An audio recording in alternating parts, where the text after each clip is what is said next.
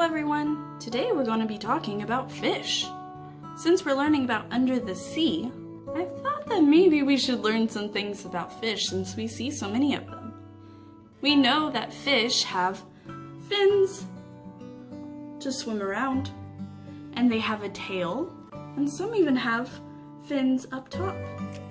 But do you know how fish breathe? They breathe underwater, that's right, but they use things called gills. Gills go right here, and they go floop, floop, floop, floop, every single time they want to breathe.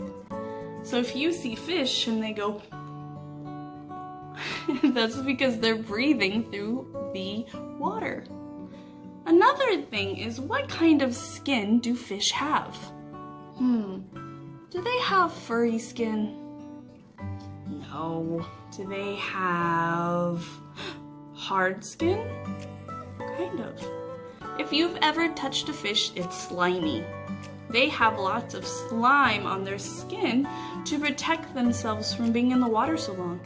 And they also have scales. Scales are circles that look like this, and they protect the fish. They look like this. These are the scales on a betta fish. This betta fish has blue scales, and you can see his fins too. This fish is called a yellow ting. You can see the different kinds of fins she has, as well as these gills right here. On this clownfish, he has different kinds of fins too, and his gills are right here. I love fish because they come in all different colors.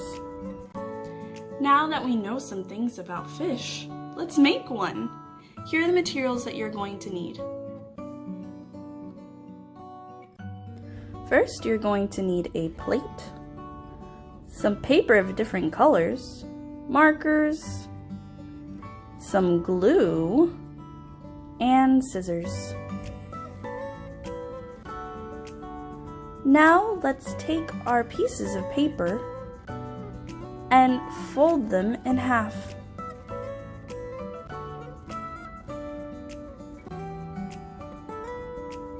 Then we're going to get our marker and we're going to draw half circles on our piece of paper, as many as you can fit.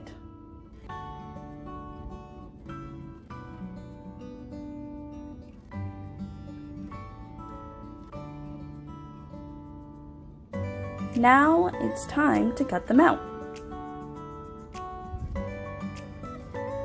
Be very careful when you're cutting. It doesn't matter how many scales you make, but if you're making a half circle, when you open them up, they'll make a circle. These are our scales. Now let's put them aside and work with our paper plate. We're going to get our marker and draw a triangle on our paper plate, like it's a piece of pie. Now it's time to put an eye above that pie piece, because that pie piece is going to be our mouth. You can make the eye look any way you want. It's up to you. You can have one eye or two eyes. But my fish, this is only one side. Oh, I can see my fish already. He looks very happy. Now we need to cut out our mouth. And we're going to take that piece, flip it around, and put it on the other side as our tail. Just glue it on with a little bit of glue. Perfect. And then we're going to put it on. Uh-oh, I didn't hold it for 10 seconds. So let's try again. 1, 2, 3, 4, 5, 6, 7, 8, 9, 10. And there we go. Now my favorite part, coloring. My fish is blue and purple.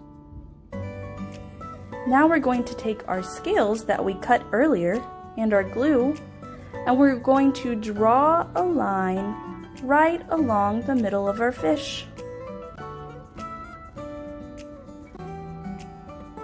Then we're going to add our scales one at a time.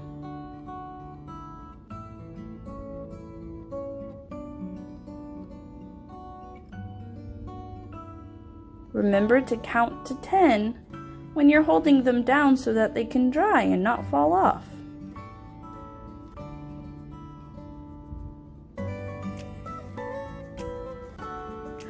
One more, and we have our first row of scales.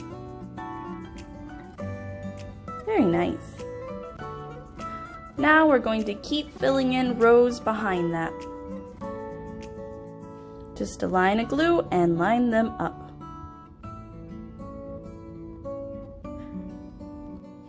Look how beautiful my fish turned out. He's dancing, but he still needs something. Fins. Using my leftover paper, I cut out 2 triangles to make my fins. One goes on the top, and one goes on the bottom. And there we have our fish. Ooh, he's dancing. Look at him go. Oh, and now he's swimming away.